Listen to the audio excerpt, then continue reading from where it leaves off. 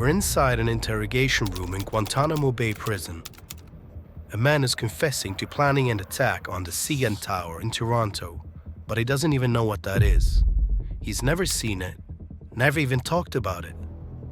So why is he confessing?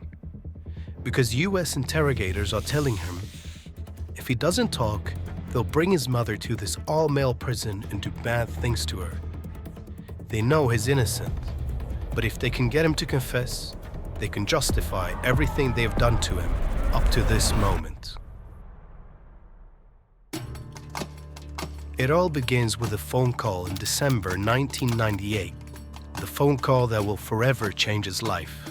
The man who picks up is Mohamedou Wild Slahi, a soft-spoken, educated engineer from Mauritania. He lives and works in Germany. On the other end is his cousin, Mahfouz Wild Al Walid. Mahfouz's father is sick, so he asks Mohamedou for a favor, to help transfer $4,000 home to Mauritania for the medical treatment. The call seems harmless, but there's something Mohamedou doesn't know yet. The phone that Mahfouz is calling from belongs to Osama bin Laden. Mahfouz is part of bin Laden's inner circle as a spiritual advisor. US intelligence is monitoring that line, and from that moment on, Mohamedou's name is flagged. One moment, he's living freely in Germany as an engineer. Next, Germany refuses to extend his visa, so he buys a one-way ticket to Canada, where a friend has offered to help him find work. But then, something happens, and suddenly, the US sees him as more than just a name on a list. Just a couple weeks after Mohamedou lands in Canada, a man named Ahmed Rassam is caught crossing into the US from Canada with explosives. Now, the US tries to connect the dots.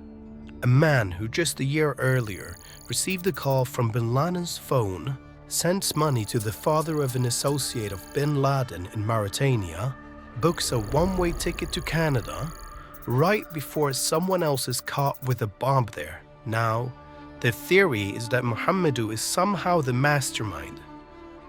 And then, they dig into his past. Back in 1990, a decade ago, Mohamedou traveled to Afghanistan. Like many young Muslim men at the time, he joined the Mujahideen to fight the Soviet-backed communist regime. The US was supporting that fight, funding it, arming it. Mohamedou only stayed a total of 10 weeks and never even fired a shot in combat. He fought on the same side as America. Now, they were calling him the enemy. But there's a problem for the US. Mohamedou hasn't broken any laws. There's no evidence, no charges, nothing to arrest him for. So they can't just grab him off the street in Canada. He's protected by the law. So the US, Canada, and Mauritanian intelligence make a plan. Not to charge him, but to lure him. Somewhere the rules don't apply. Back in Mauritania, agents approach Mohamedou's mother and tell her that her son is in trouble. But if he comes home, they can clear his name and he can be on his way back to Canada in no time. So his mother calls him, begging him to come home. When Mohamedou lands, it's not in Mauritania, it's Senegal. At the airport, he's detained by Senegalese police. They interrogate him, find nothing, and let him go. But the US doesn't accept that. Agents from the American embassy show up in a black SUV and take him across the border to Mauritania. There, he's interrogated again. Same story. They find nothing on him, so even Mauritania can't hold him and have to let him go. But the US asks Mauritania for a small favor. Revoke his passport.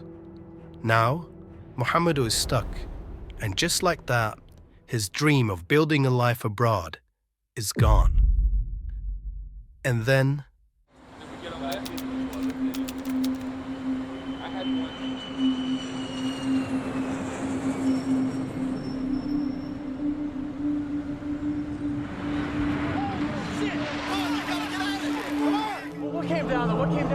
We crashed. The other trade center's down. It's down. Good evening. It's down. The search is underway for those who are behind these evil acts. We will make no distinction between the terrorists who committed these acts and those who harbor them. 2 weeks later, Mohamedou gets a call from the Mauritanian police. They ask him to come in for questioning. He agrees and cooperates fully. But things are different this time. A US agent is in the room. The questions get harsher. The tone shifts. He gets threatened. And then they tell him, the Americans don't want to talk to you here. They want to talk to you in Jordan. Mohamedou freezes. In his own words, he feels like he's died 1,000 times because he knows exactly what Jordan means. It's far from lawyers, far from home. Jordan isn't for talking, it's for breaking people. And then he vanishes. A 12-hour flight. He arrives in Jordan. There are no windows, no clock. He can't tell day from night. He's forced to listen to something. Hour after hour. The cries and screams from other prisoners in the cells next door. Even when he tries to sleep, the cries don't stop. After 8 months in the shadows, Mohamedou is finally told he's going home. They give him a paper to sign, blindfold him, and put him in a car. He's relieved, hopeful. He thinks he's finally going home. He's looking forward to seeing his family again. Even the airplane bathroom, which he used to hate, now feels like something to be grateful for. He starts wondering what it will be like to return to his old life after all of this. But in the car, something strange happens. They start cutting his clothes off with scissors. He's confused. They put a diaper on him and then put him on a plane. August 2002, Guantánamo Bay Prison. No trial, no lawyer, no charges against him. What they do to him next, no one is ever meant to find out. They call it enhanced interrogation techniques. So for the first 70 days, they don't allow him to sleep. The way they do this is by forcing him to constantly drink water. That way, he always has to go to the bathroom and can't sleep. They keep him on his knees for hours, shine strobe lights into his eyes, crank the AC so low his body shakes, and still, he says nothing because there's nothing to confess. So the tactics get worse: sexual abuse, humiliation, and he still doesn't confess like the Americans want him to. Until one day, a year later, everything changes. A new face walks into the room: Richard Zuley, a seasoned cop from Chicago, 3 decades on the force, and a reputation for closing tough cases, mostly by getting confessions. But that reputation wasn't earned clean. Dozens of black and brown people in Chicago said he beat the confessions out of them. Some say he planted evidence, and some are still in prison today, insisting they never did what they confessed to. That all happened within the US. Now, Zuley isn't in Chicago anymore. He's in lawless Guantánamo Bay, and he's here from Mohamedou. He hands him a letter from the US Department of Defense. It reads, "Due to your lack of cooperation, your mother will be arrested and brought to this all-male prison, and bad things will happen to her."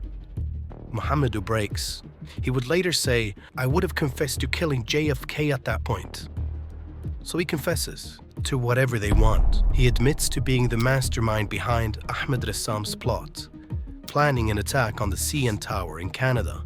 He doesn't even know what the CN Tower is, but it doesn't matter. Behind the scenes, he's being designated for the death penalty. But not everyone buys the confession. Colonel Stuart Couch, who would later resign in protest over Mohamedou's treatment, wants to know the actual truth. So he orders a polygraph test. Mohamedou panics, not because he's hiding something, but because he can't lie. He's already confessed to crimes that never happened just to protect his mother. Now, the machine is going to call it all out. So he tells the truth. He hasn't planned anything, hasn't attacked anyone. The polygraph comes back, He's telling the truth. 2 weeks later, they test him again. Same result. No terror, no conspiracy. Just a man who broke under fear. So that's it, right? 2 polygraphs, no charges, no evidence. The case should have been closed. But instead of going home, Mohamedou stays for 12 more years. But Mohamedou doesn't just wait inside the cage. In 2005, he begins to write by hand on yellow legal pads, page after page. He writes about the sleep deprivation, the threats, the abuse, the fake confessions. His lawyers send the manuscript through official channels, but it comes back covered in black bars. Whole pages redacted, paragraphs gone. But in 2015, after decades of fighting to get the truth out, Guantánamo Diary is finally published, even with the black bars. It becomes a global bestseller, and suddenly, the world is watching. Newspapers, human rights groups, even a former US soldier who had once guarded him. They all spoke up. And in 2016, after 15 years in a cage, with no charges, no trial, Mohamedou is released.